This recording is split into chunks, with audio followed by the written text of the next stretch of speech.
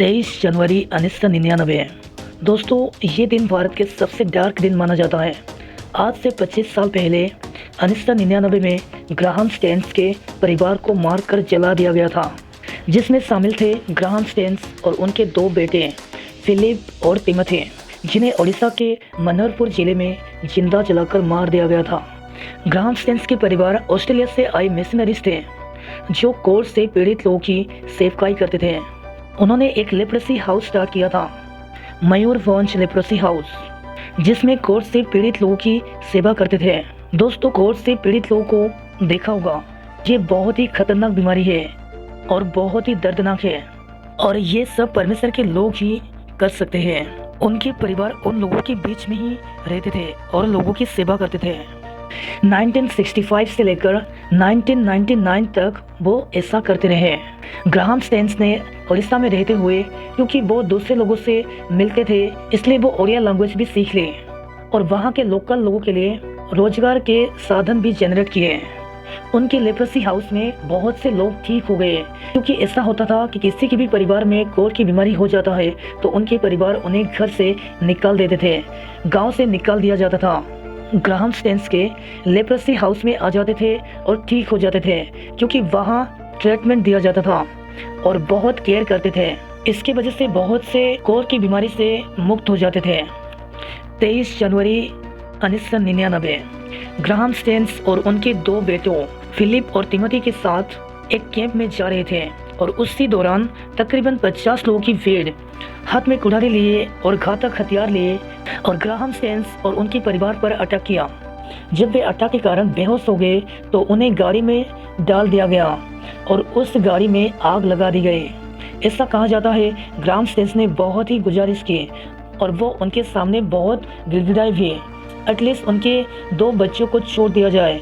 उनके बच्चों की उम्र थी, एक की 10 साल और दूसरे की उम्र थी 7 साल, लेकिन उन्होंने नहीं छोड़ा और उन तीनों को मार के गाड़ी में डाल के उनको जिंदा जला दिया, आग लगा दिया गया। उन्होंने बचने की काफ़ी कोशिश की, लेकिन वो असफल रहे।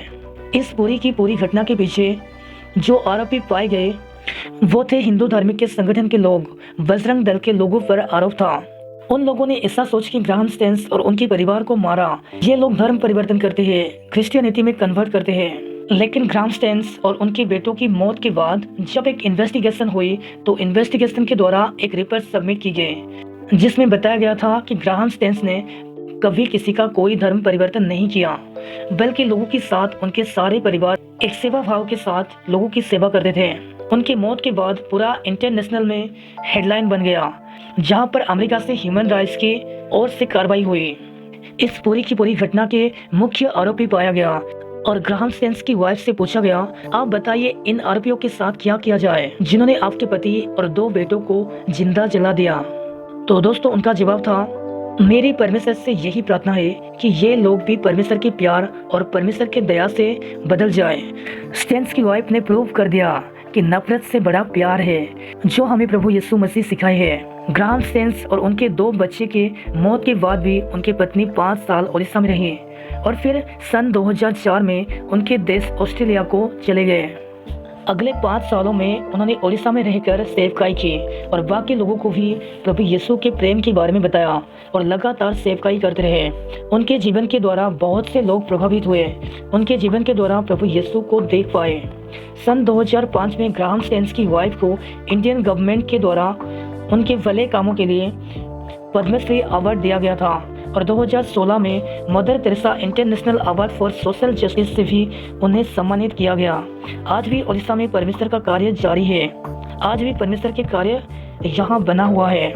ग्राहम स्टेन्स की पत्नी सभी हत्यारों को माफ किया और परमेश्वर से प्रार्थना की उनके बदलाव के लिए।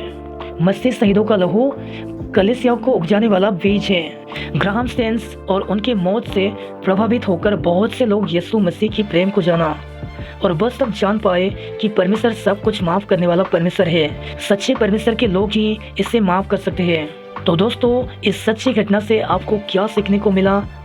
परमेश्वर के रास्ते पर चलने वाले को बहुत सी बाधाएं, परेशानियां आएगी, लेकिन हमें प्रभु में बने रहना है अंत तक। सबको जय मसीह की।